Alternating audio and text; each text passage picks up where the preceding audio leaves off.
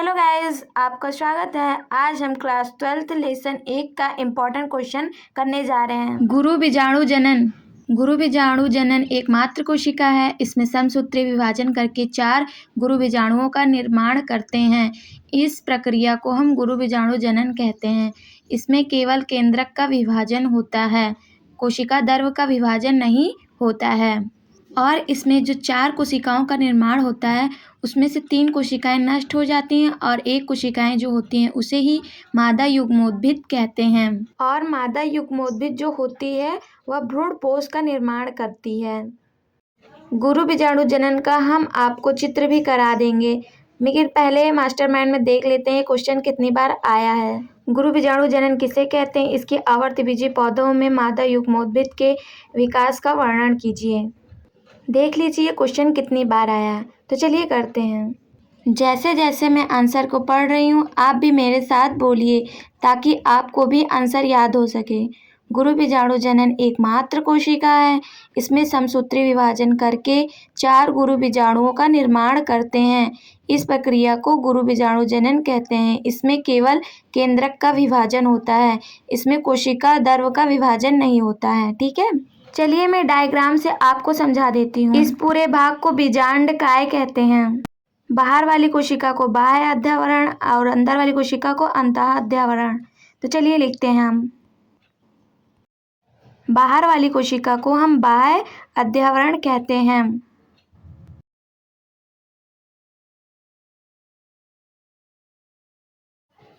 और अंदर वाली कोशिकाओं को हम अंतः अध्यावरण कहते हैं।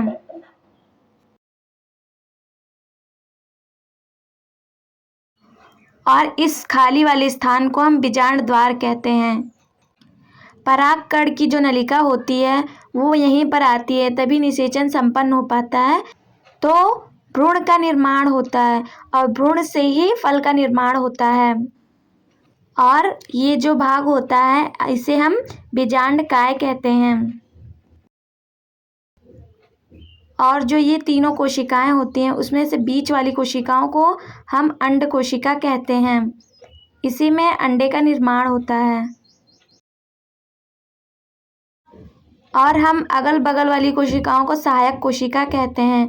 जो परागकण आता है ऊपर से और ये जो कोशिकाएं होती हैं सहायक करती हैं निषेचन में।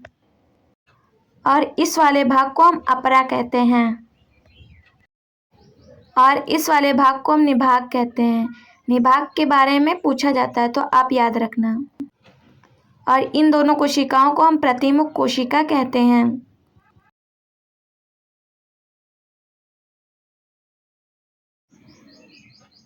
जो केंद्रक में ये दोनों कोशिकाएं होती हैं इसे हम ध्रुव कोशिका कहते हैं।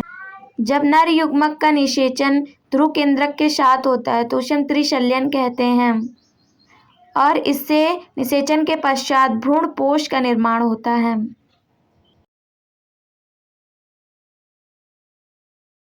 और इस वाले भाग को हम बीजांड वृत्त कहते हैं जिससे अपरा जुड़ा रहता है। मादा युग्मोद्भिद में 7 कोशिकाएं तथा 8 केंद्रक का जो कोशिकाएं होती हैं उसे भ्रूणकोश कोशिकाएं कहते हैं। निभाग की ओर जो 3 कोशिकाएं होती हैं उन्हें प्रतिमुख कोशिकाएं कहते हैं। और जो मध्य में 2 कोशिकाएं होती हैं उसे ध्रुवीय कोशिकाएं कहते हैं। बीजांड द्वार के पास जो कोशिकाएं होती हैं उसमें से 2 कोशिकाएं सहायक कोशिकाएं होती हैं और बीच में जो कोशिकाएं होती हैं उसे हम अंड कोशिका कहते हैं। आशा करती हूँ आपको ये डायग्राम समझ में आया होगा। अगर आपको समझ में आया हो तो अपने फ्रेंडों के साथ शेयर करें, कमेंट करें, लाइक करें and subscribe. Thanks for watching. मिलते हैं अगली वीडियो में।